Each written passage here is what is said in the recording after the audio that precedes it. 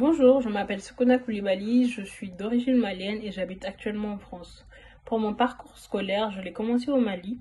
Je l'ai fait au Mali jusqu'en terminale, où j'ai eu à passer un bac scientifique qu'on appelle terminale sciences exactes, qui est un peu axé sur de la mathématique et de la physique-chimie.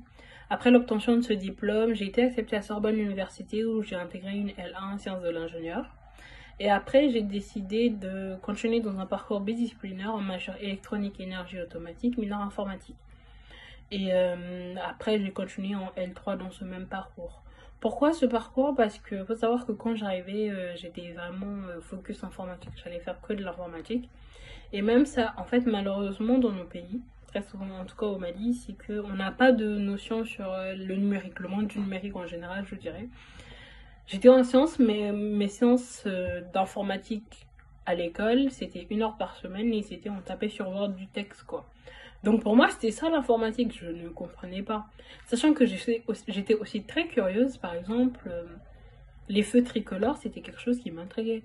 Moi, je me rappelle que quand j'étais petite, je demandais à mes parents, mais comment ça se fait que ça passe du vert à l'orange au rouge comme ça? Enfin, je cherchais à côté, il y avait personne. Je me suis dit, peut-être qu'il y a quelqu'un quelque part qui est en train d'appuyer sur un bouton pour que ça le fasse. Mais en fait, j'ai jamais eu d'explication dessus. Et avec le monde qui évoluait aussi, je voyais de plus en plus, par exemple, de voitures électriques, de voitures autonomes, des machines autonomes. Enfin, je voyais ce genre de trucs autour de moi et je ne comprenais pas. Et quand je demandais des explications, peut-être je demandais aux mauvaises personnes, mais j'avais pas forcément d'explications dessus. Et quand je suis arrivée en études supérieures, bah, j'ai découvert l'électronique. Et l'informatique, c'était par rapport à un prof un prof d'informatique. J'étais un peu l'élève qui parlait beaucoup avec les profs, qui était un peu l'ami des profs, et donc on parlait de tout et n'importe quoi. Et un jour après le cours, on était là en train de discuter, il me donnait des conseils comme d'habitude, et je l'ai vu en train de travailler, il était en train d'écrire du code. Et je lui ai demandé ce qu'il faisait, et c'est là qu'il m'a un peu expliqué en réalité ce que c'est que l'informatique réellement. Et je me rappelle quand je suis rentrée à la maison, je disais à mes parents, j'ai trouvé ma voie, vraiment je veux faire de l'informatique. Et en études supérieures, j'ai aussi découvert l'électronique, et ça aussi, ça a attisé ma curiosité.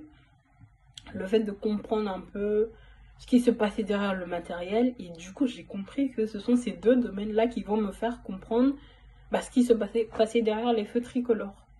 Et autre chose, des machines autonomes en gros. Et donc, je me suis dit, ils sont pas opposés, c'est pas deux domaines opposés, donc je vais continuer sur les deux.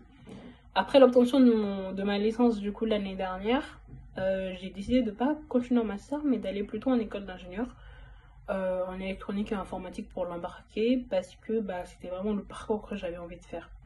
C'était vraiment ce que j'avais envie de faire, ça répondait vraiment à mes critères et donc voilà, j'y suis en ce moment. Comment j'ai connu 10 000 codeurs? C'est grâce à mon papa qui m'en a parlé.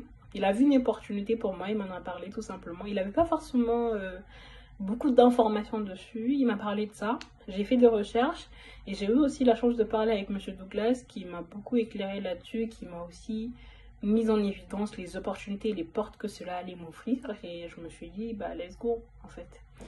Et en préparant le passeport numérique, cela m'a permis d'apprendre énormément. Comme je l'ai dit, on n'a pas de notion malheureusement du numérique quand on est plus jeune au Mali. Et il y avait des métiers que je connaissais, par exemple comme la cybersécurité, mais je m'y intéressais pas parce que je savais que c'était pas dans ça que je voulais aller.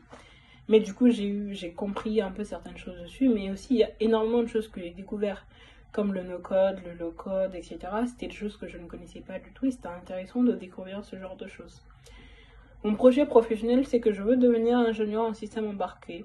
Je veux continuer dans ce domaine de tout ce qui est électronique embarquée, tout ce qui est internet des objets, parce que depuis toute petite, ça attise ma curiosité et je pense que c'est dans le domaine dans lequel je ne vais pas forcément m'ennuyer. Et ça me permet aussi de travailler, d'allier mes deux domaines, entre guillemets, l'électronique et l'informatique. Donc voilà. D'où le fait que j'ai décidé que je veux que 10 000 codeurs m'accompagnent dans l'internet des objets, spécialement un peu dans tout ce qui va être développement web, mobile, d'applications, d'interface, parce que je trouve que avec mon parcours scolaire, j'ai assez de matière dans tout ce qui va être côté électronique et matériel. Je pense que ma formation à l'école ne va pas beaucoup s'axer sur ce côté développement et je pense que ce sera un plus pour moi que 10 000 codeurs me le rapportent.